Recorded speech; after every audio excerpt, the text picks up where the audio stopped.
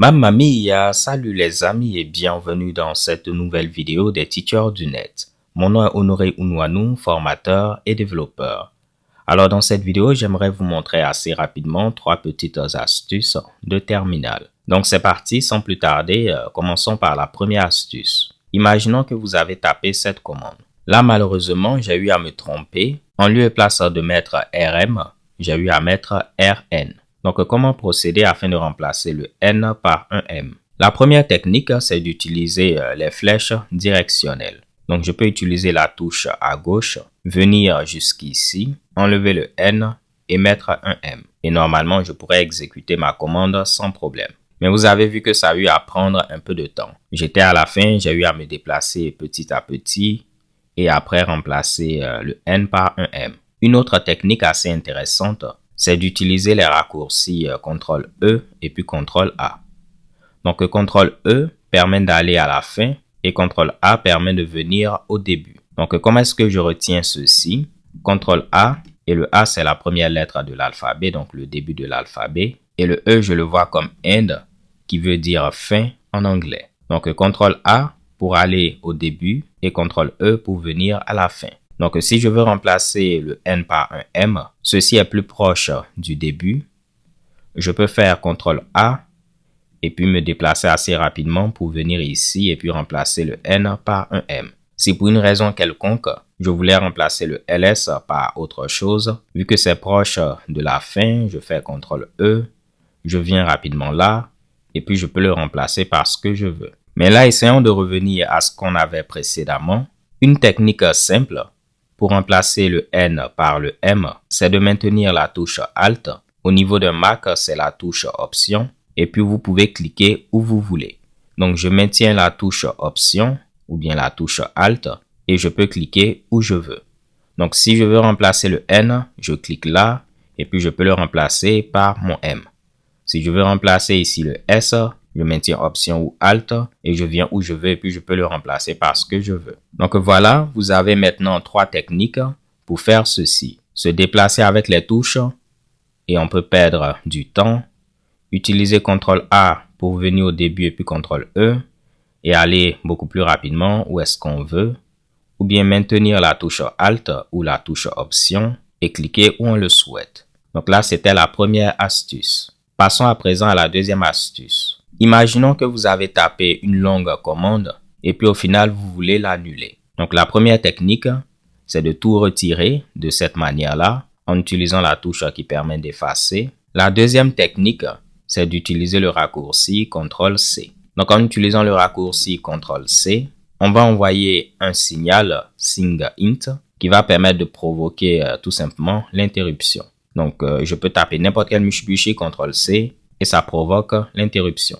Donc, voici une technique, mais une manière beaucoup plus simple de gérer ceci, c'est d'utiliser CTRL-U. Lorsque vous faites CTRL-U, ceci va permettre de retirer toute la ligne. Donc, on peut avoir n'importe quel Mitsubishi, CTRL-U et bang.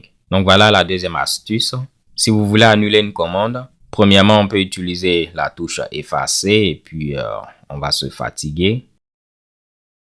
La deuxième technique, c'est de faire CTRL-C ou bien on peut simplement utiliser CTRL-U afin d'effacer la ligne. Donc, je tape du charabia, CTRL-U et ça efface la ligne entière. Terminons avec la dernière astuce. Imaginons qu'on a cette commande et je veux retirer toute la partie à partir du $.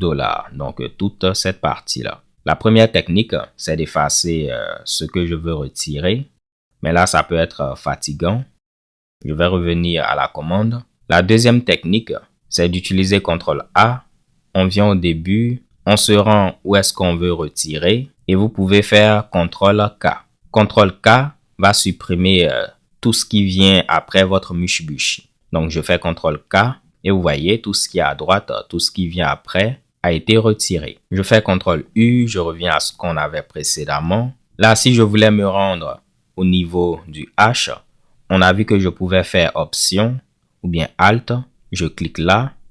Et maintenant que je suis là, je peux faire CTRL-K et je retire le contenu qui vient après.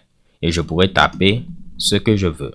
Je veux l'annuler, CTRL-U. Je reviens à ma commande Docker, je viens au début, CTRL A, à la fin, CTRL E. Je viens à ce niveau, option, je clique. Je veux retirer tout ce qui vient après, CTRL K, et bang, ça marche. Donc, si vous utilisez Linux ou Mac, tout ce que je viens de montrer devrait marcher sans problème. Pour mes amis de Windows, par contre, si vous utilisez l'invite de commande, CTRL A, CTRL E, ça ne marche pas comme on le veut, comme vous pouvez le voir. CTRL U ne marche pas, de même que CTRL K. De la même manière, si on lançait PowerShell, donc si je tape du charabia, CTRL A, ça ne marche pas comme on le veut, CTRL E également ne marche pas, ni CTRL U, encore moins CTRL K.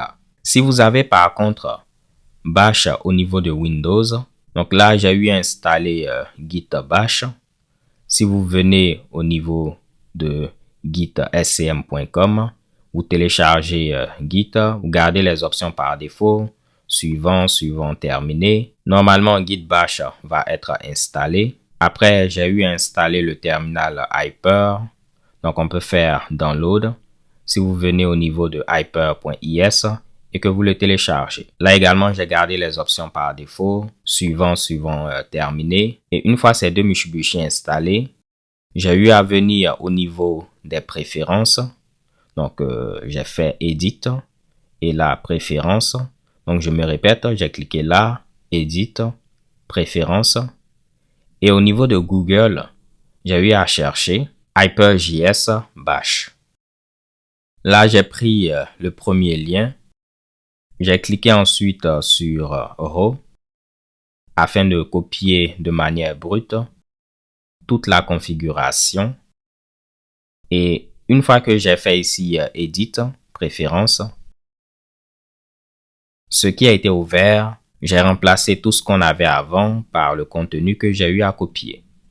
Donc, une fois que ceci est fait, la configuration va être mise à jour et vous allez voir que ici, normalement, si on demande quelle shell on utilise, on verra Bash affiché. Si vous voyez ceci, tout ce que je vous ai montré comme astuce au début devrait marcher.